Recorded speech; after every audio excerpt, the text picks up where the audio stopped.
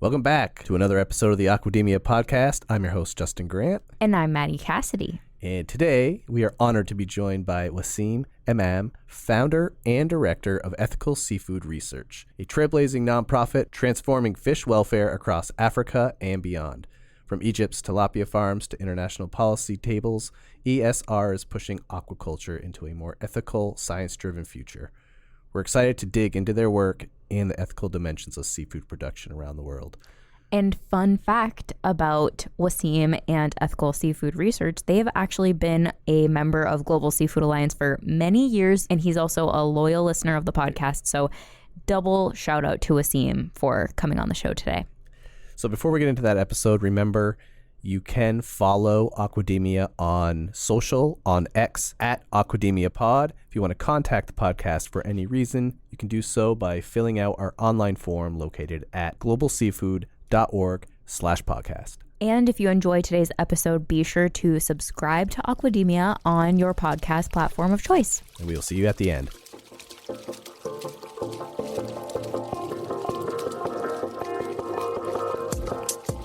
Welcome to the Aquademia podcast. Our diet is hurting the environment in myriad ways. I mean, we desperately need to eat more seafood. This is a pioneering industry with a whole lot of people who have really good ideas and a lot of experience and are unafraid. Aquademia is your go-to podcast for a fresh take on all things seafood.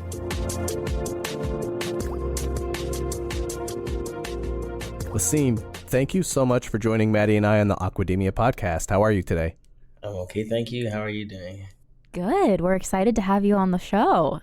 I'm excited to be here. It's definitely one of the podcasts I followed for a while and I'm a big fan. Oh, that's so great. Thanks for listening. Yeah. So let's kick things off for our audience. Can you just briefly introduce yourself and tell them a little bit about yourself and how you got to where you are today? Yeah, so I'm Wasim Imam. I'm an aquatic ecologist and I'm now the founder and director of an NGO called Ethical Seafood Research, or ESR.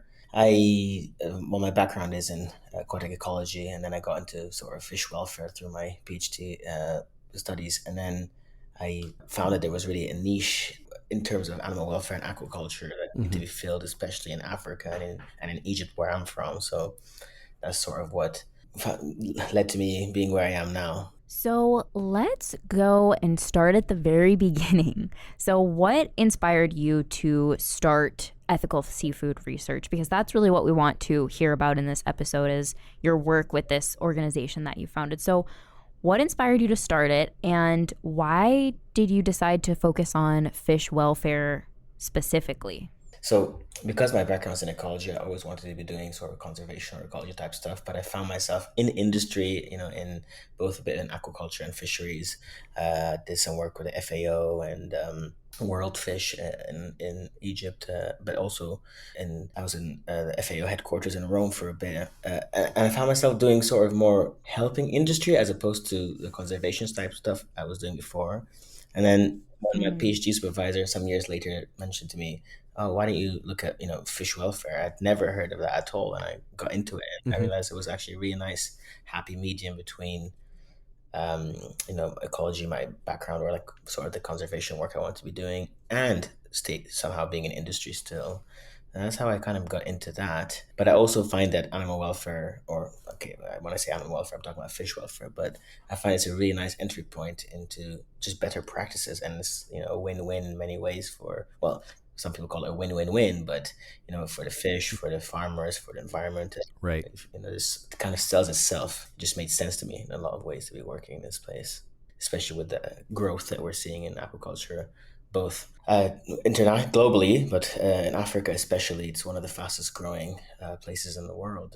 So being from there, it just made sense. Right. Yeah, and it's especially good to get in these locations where it's growing so rapidly, because you can come in with the best practices right off the bat, and then these producers know how to do things correctly from the start, instead of sort of trial and error like some other producers have had to do over the last few decades. That's actually exactly one of the points that I reiterate a lot in the work that we do. I always say that we have a chance to bring in best practices as the sector is moving from extensive or semi-intensive towards a more intensive practice. So let's learn from the, I don't want to say mistakes, but the mistakes of the other parts of the world where things got too intensive too fast, and then things like animal welfare are an afterthought. But yeah. So I'm going to narrow it in a little bit and talk specifically about tilapia welfare in Egypt. So this was a flagship initiative. That initiative has reached over 1,000 farms and impacted the lives of hundreds of millions of fish. Can you walk us through how the project works on the ground and what kind of changes you've seen since it's launched? Yeah, sure. So it's important to remember that tilapia is originally from that region of the world, so it's something that we kind of hold dear in Egypt. It's the most farmed fish in Egypt, the most consumed fish. It's also a poor man's fish, so it's not something that consumers aren't looking for certifications. It's sold as a whole fish. It's not processed.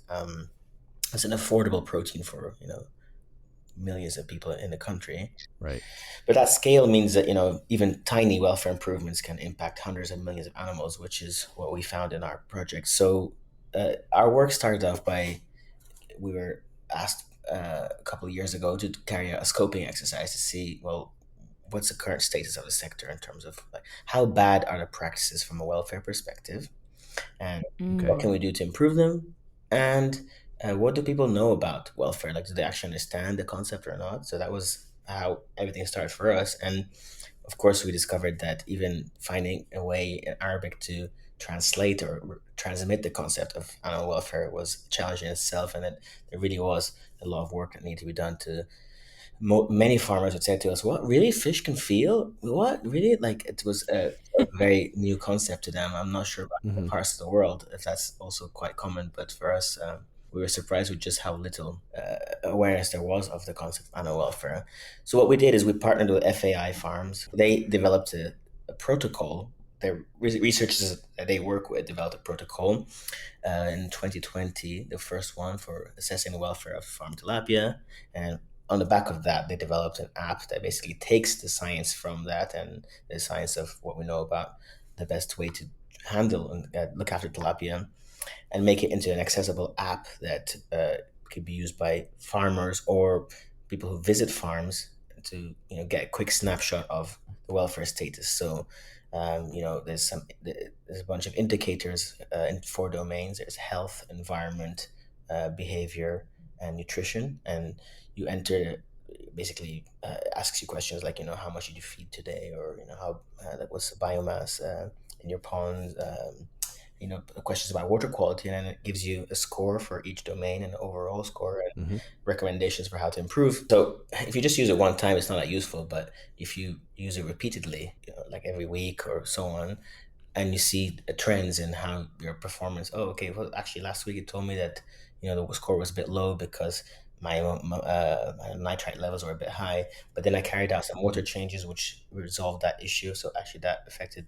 So basically, we worked with FAI to bring that tilapia welfare app to Egypt, and because Egypt is a place where the sector is still, not really using much technology. There's not too much record keeping. Even things like water quality monitoring are not commonplace at all. So the app is actually a way to sort of get the conversation going and get people thinking about, oh, okay, what are my practices like now? How can I improve? Whereas I guess I always contrast it with, if you're talking about welfare in a Western context, practices are already fairly good in some ways. So like for us, it's getting to that best management practices level, whereas maybe those practices are already the standard somewhere else. So for us, really, the welfare conversation is about going from poor welfare to okay welfare, whereas elsewhere it might be going from okay welfare to positive welfare, even if you've heard of that concept. But yeah. So you mentioned the app, and I want to talk about it just a little longer. So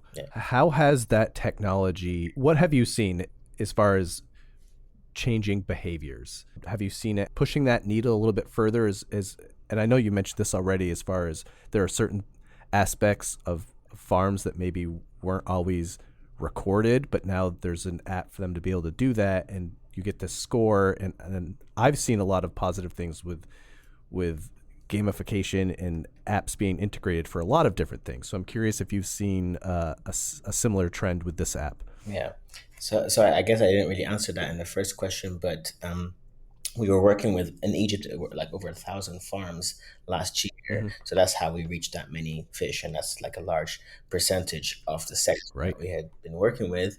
But then this year we actually brought the same approach, well, the app and the idea of using the app to Kenya.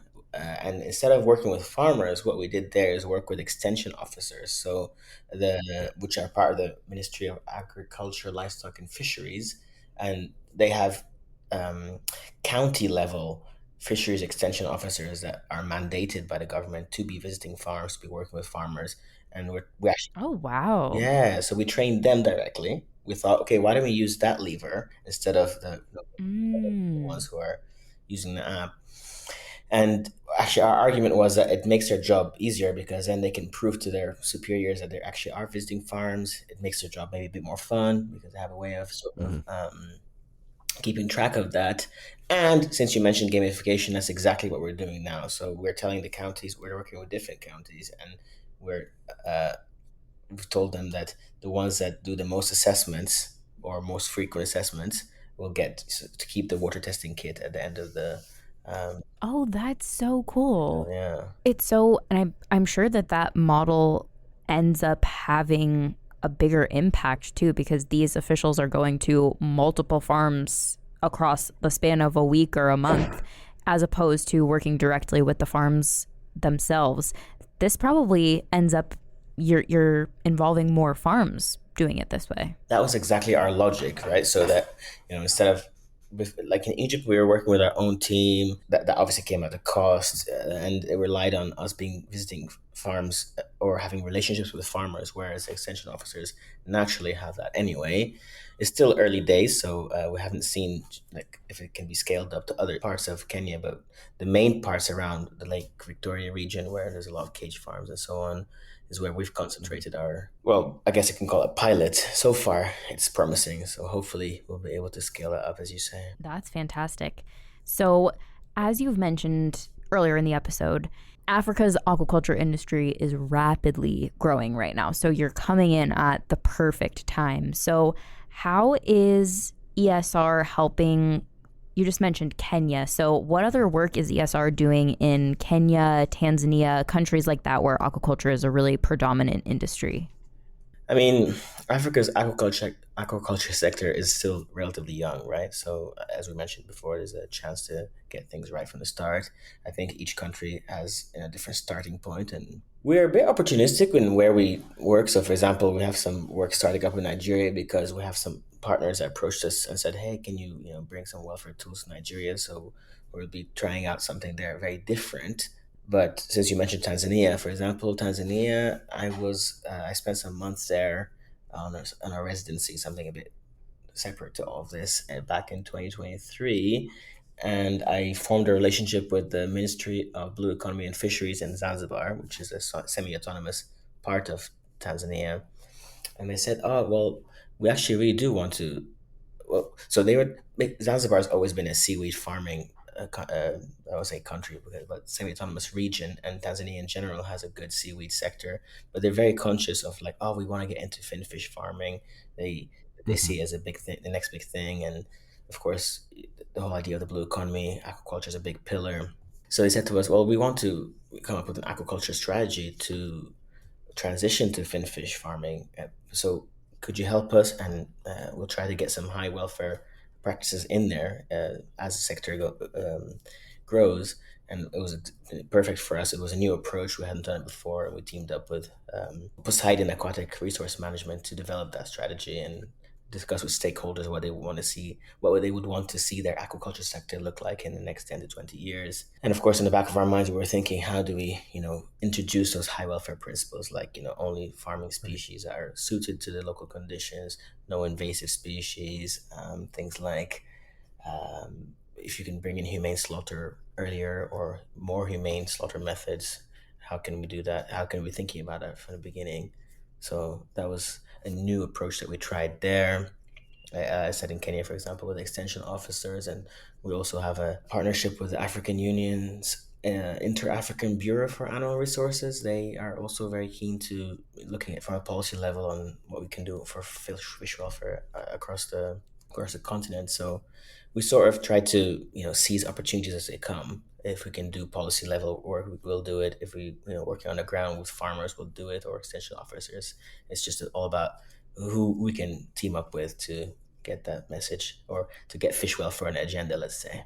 So, since you use the app, that must make it so that there's very easily measurable metrics for you to track over time. So, I'm curious if you've seen over the course of the projects that you have in process in these specific countries, have you seen noticeable changes in their practices from when they started to where they are now? Like, is there any measurable numbers that you've seen in your work over the last few months and years?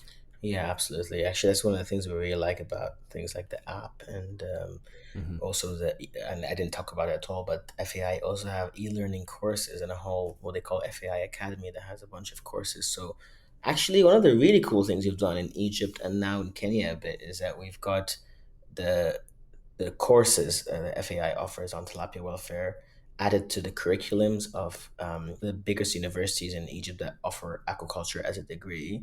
So that's a whole other, I didn't Wow. mention that at all actually, but that's a whole other. Just a side project.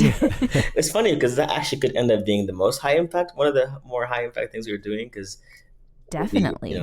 perpetual, right? So now it's in there. It's like officially in the curriculum that all aquaculture graduates have to learn a bit about tilapia welfare. But yeah, so you can measure. We have really good metrics on the number of people who have taken the courses, the number of people who have completed it, not just signed up, but like enrolled, completed for the app. The number of downloads. Are people deleting the app? Are they keeping it? How many assessments they're doing? These are all things we track. And to your point, we have seen in Egypt very clear improvements in overall scores across. If you look at the thousand and something farms, for example, most of them start at around 40 or 50% welfare score, which is like probably poor to moderate. And, and at the end of the study, it was around 60%, which is high, moderate to almost good. Uh, so there was a clear improvement there, especially in the two. Well, sorry, they're called domains, not pillars, but of environment and nutrition. So we found that many farmers are actually not feeding in accordance to the life stage of the fish. They were underfeeding really due to the cost concerns, but Right. after a conversation and sort of a bit of, I don't want to call it training, but knowledge sharing and about how actually even modifying slightly feeding practices, like okay, instead of feeding all of that quantity in one go, if you feed twice a day but still feed the same quantity, is still better.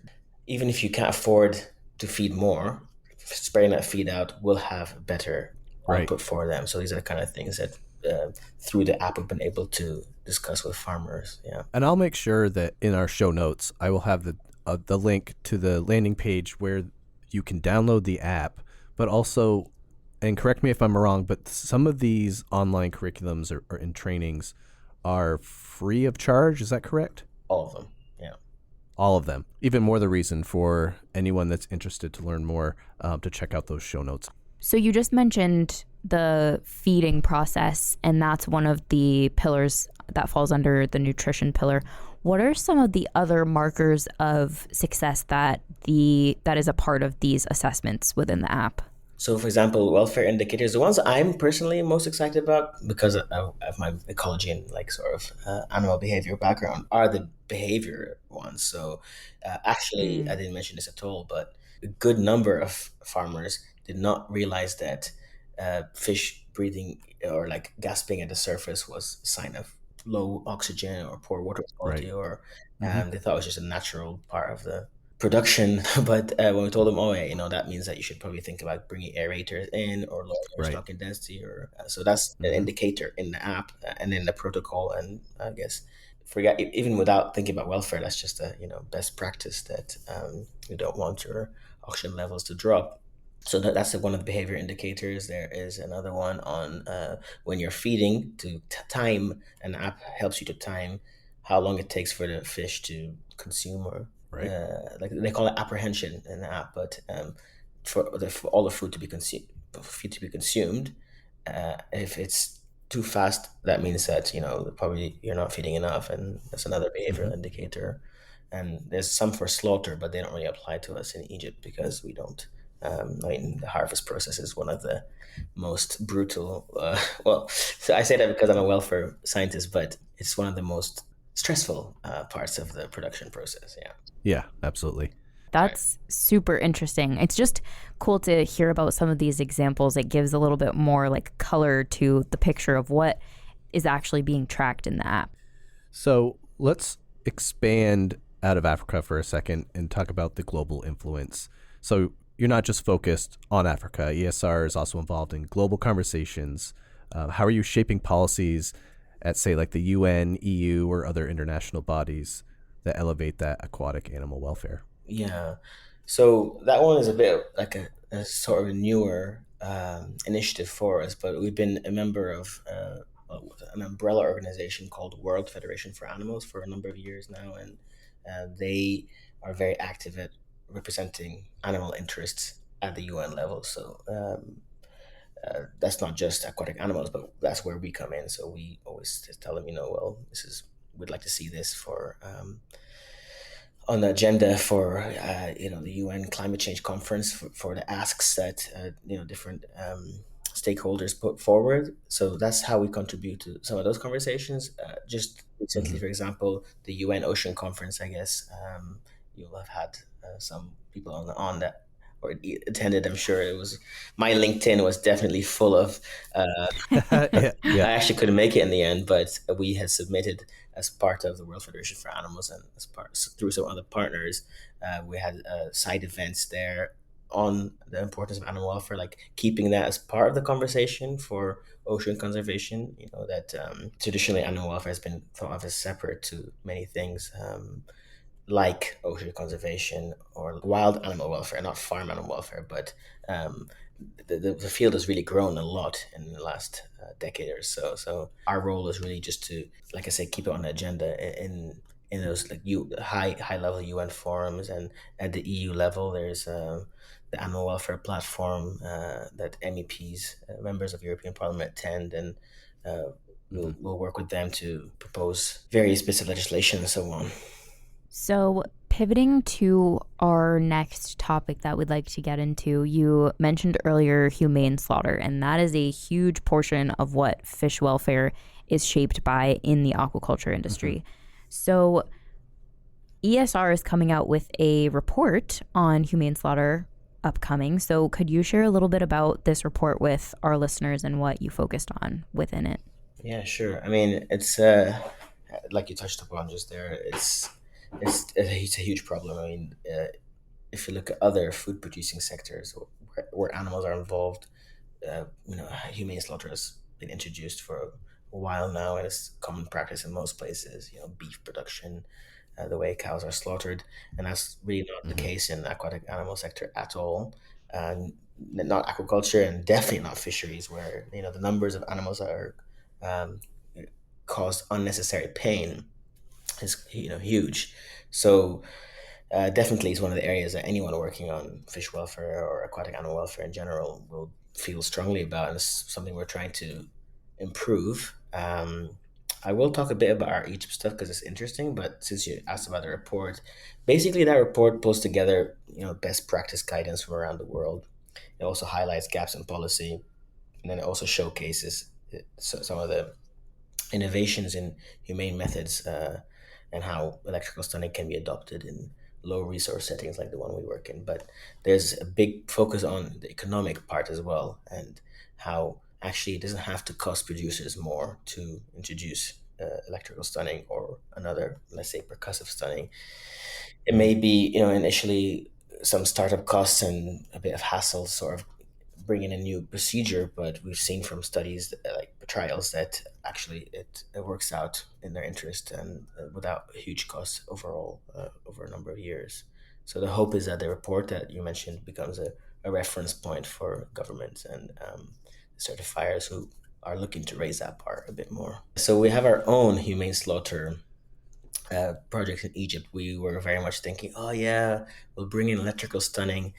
we identified that there were these mobile harvest teams, like could go from farm to farm uh, to carry out the harvest process. And we thought, oh, maybe we could target them, give them electrical stunners and have them go around whenever they're carrying out a harvest, and they they they're the ones who are operating equipment, and that's the way of sort of, like you say, reaching many farms at scale.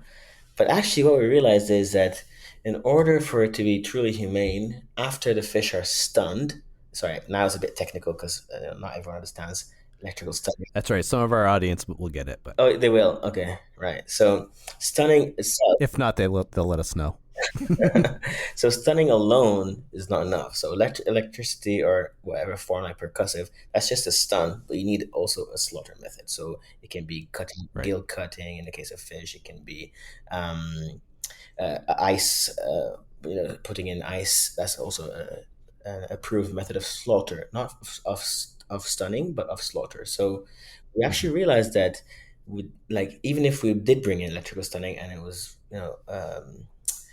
well received, we couldn't guarantee that there was enough supply of ice at all the farms that were harvesting for the fish not to regain consciousness, and then in that case it could actually be either a waste of money or maybe even more painful. So Right. we actually now are working on improving the ice slurry method, which is not recognized as being humane, but it's definitely an improvement on the current status quo, which is that fish are just put on ice, dry ice, really, like sort of a layer of ice, some fish, another layer of ice, and more fish, and they stay alive for hours. So it's an improvement on the current practice, and hopefully that's one step in the right direction, and maybe then we can bring in electrical stunning. But it's a really nice case study for me because people always think that, Yeah. oh yeah, no, you have to bring in technology, you have to promote this particular solution, but actually it's all about understanding the context in the country you're operating in and realizing that not everyone has the same starting point, let's say. So what's next? Where do you see ESR in the next 5 years? I mean, our official goal is something like reducing the suffering of 20% of the fish produced in Egypt. That's the one that pertains to Egypt particularly, by 10% over the next 2 to 5 years, something like that. But really, and I think this one we've already started to make headway with, is that we want animal welfare to be a concept that's even understood, and we are already becoming a bit synonymous with that. So when people think of when they hear welfare, I think, oh yeah, these ESR guys are always annoying us about this, or so that one I think we've managed to do a bit, but we really want it to be mainstream, So there's a few trainings I've attended in Egypt on biosecurity, health, and every domain or every topic you can think of, but animal welfare seems to be not thought of at all. So we really want that to be something that we see, not without us even thinking about or it's mentioning it. We want to see it be added to the agenda in places. And we also want to see a lot more certification happening. So right now, very few farms are at the level where they can be certified or put forward for certification. But Right. our goal is, through the focus on animal welfare but other things as well, to bring this sector up, lift it towards being ready to slowly be at the level where they can be certified. We're actually working with the ASC. They have something called the Improver Program for Right. farms that are not yet ready to be certified. So we'd like to have some farms enrolled in that in the next couple of years, and even at the level where they're then moving on towards certification. I think that would be huge. And as a fun side note, all this tariff stuff happening in the U.S. Of course, there's always unintended consequences of things like that. And apparently, the U.S. is a huge tilapia importer, and China is one of the main places they were getting that tilapia from. But because the cost of imports from China was going up because of tariffs, some people got in touch with us and said, "Hey, we need tilapia from Egypt. Can you help us?" We said yes. They said, "Are they certified?" We said no, and they said, "Okay, we're willing to pay for farms to get certified because we really need large quantities of tilapia soon. Can you help us?" And that's created an incentive now for farmers to be like, "Oh, okay, well, we've been looking to export, but no one really wanted our fish before because we weren't competitive, because of China and other places." So there are sometimes surprises like that can move everything in a certain direction, and hopefully that will give an impetus to certification. Yeah. So I guess I said earlier about this, many farmers didn't know that fish were sentient or didn't really understand or were surprised that fish could feel pain.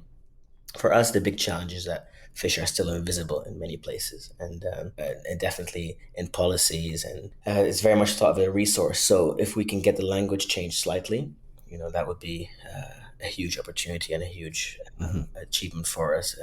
If we can make a massive dent even a small dent in animal suffering would be a massive achievement for us, because it would affect many, many, many animal lives. So that's what we want to keep expanding the projects that we have on the ground, to keep working with local champions who understand our work. And I didn't actually mention this at all, but we've had a few people reach out to us and say, "Oh, we've been trying to say this to farmers or to stakeholders for ages. So we're so glad that you're doing this work." Even people from the feed industry. So they are some of the local champions we work with, and that's a big part of what we want to keep doing for the next few years. So while you have this platform, is there anything else that you want to get out there to our audience? So we're always looking for people to support our work, but I don't know if that's appropriate for this. 100%. Sure. Yeah. Go for it. So we definitely always, any support that we can get, we'll be grateful for. That goes directly towards helping the fish, actually. I'm just so used to having to spin that, to industry to be like, yeah, it's also for the farmers, but, it's also for the fish, depending on who we're speaking to. So a little fun project we have that's coming out soon is an activity book for kids on aquatic animals. That's all the proceeds from that will go towards our projects. I can send you the link to put in. Yes, please. Yes, that's something that Justin has wanted to do for so long. Oh, really? Something like that. Yeah. I know. And now that it will be public in the podcast, maybe if anyone agrees that'd be a cool thing for me to work on, send that email so I can send it up the chain. Wasim, you did mention if people want to get involved, want to support, what is the best way that they can contact you or ESR? What direction can we point people to that do want to get involved? Yeah, so we're very active on LinkedIn. I personally reply to any messages that we receive on there.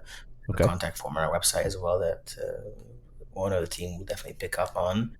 Yeah, our audience will get double dipped. So you heard it here, and then all of those links, we'll put those in order in the show notes for people to be able to access those. That'd be great, yeah. I just feel like I have to say, you were mentioning that accomplishing your goals of alleviating the suffering of 20% of farmed fish in Egypt would be a huge accomplishment for you. And yes, it would be a huge accomplishment for you, but I feel like that would also be a huge accomplishment for the industry at large. It's like every little bit counts, and the work that ESR is doing with getting in at the beginning of a burgeoning industry is really laudable, and it's really important work. So congratulations on all the work that you're doing. Oh, thank you. It's very kind of you to say. Well, Wasim, we really appreciate you taking the time to join Maddie and I on the podcast. No, thank you to you. I'm really glad to be able to share about our work with your audience. Like I say, I'm a big fan, and I've also been a member of the Alliance for some years now. And actually, I remember when I first joined, an article that came out, like a Q&A, and did until now, it's still one of the things that people contact me about the most. They say, "Oh, I read about your GSA member spotlight," or whatever it was. Oh my gosh, that is amazing. Well, we'll link to that in the show notes too. Yeah, It's a few definitely. years old, but we might as well. Yeah, I looked very good in that photo compared to. That's amazing. Well, thank you so much for being a listener and for coming on the show. This was such a great conversation, Wasim. Absolutely, yeah, thank you.